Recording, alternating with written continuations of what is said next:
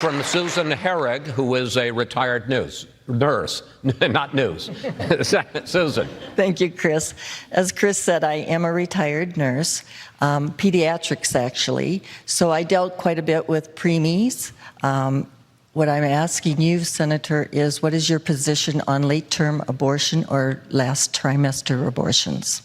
Well, thank you for serving our community and helping our babies, particularly our preemies who deeply need the medical care they have.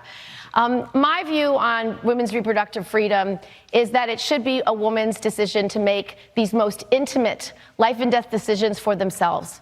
A woman should be able to decide when she's having children, how many children she's having, and under what circumstances she's having. And what we have created, unfortunately, is a false choice and a false narrative.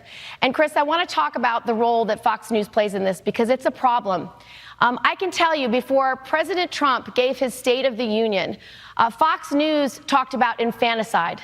Infanticide doesn't exist. Senator, I just want to say we've brought you here for an hour. We have given you, we're treating you very fairly. I understand that maybe to make your credentials with the Democrats who are not appearing on Fox News, you're going to attack us. I'm not sure it's frankly very polite when we've invited you to be here. I will do it in a polite way, but it's to her point. Well, I just think, why don't we instead of talking about Fox News, why don't you answer Susan's question? The debate about whether or not women should have reproductive freedom has turned into a red herring debate. And what happens on Fox News is relevant because they talked about infanticide for 6.5 hours. 6.5 hours, right before President Trump's State of the Union. Mentioned it 35 times. That is not the debate of what access to reproductive care is in this country. It doesn't happen. It's illegal. It's not a fact.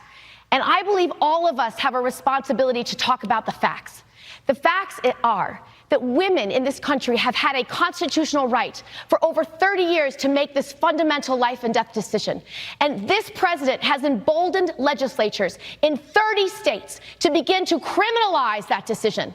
Criminalize the decision of whether or not and when you want to have your children.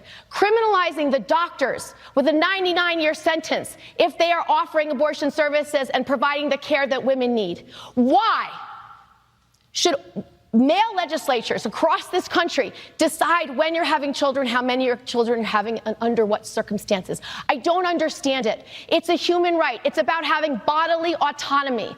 It's about being able to control your physical self.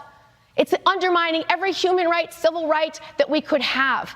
So let women make these most personal decisions.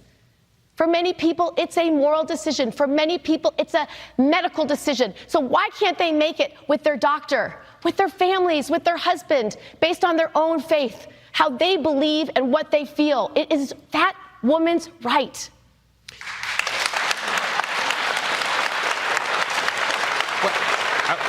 No, actually, this is a town hall. Come on back. Well, let me ask.